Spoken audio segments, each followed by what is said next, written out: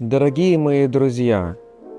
в эти светлые дни праздника, когда мы вспоминаем пришествие в мир Спасителя, Господа славы, который воплотился в скромной Вифлеемской пустыне, от Марии Девы мы призываем мир и благость на всех живущих, на всех жителей нашей страны, на весь мир, для того, чтобы жить в один тон с Господом, для того, чтобы Бог родился в наших сердцах, и для того, чтобы мы никогда не забывали о том, что мы не просто биовид,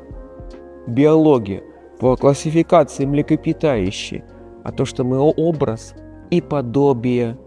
Божие, чтобы вели себя соответственно этому образу. Дорогие мои друзья,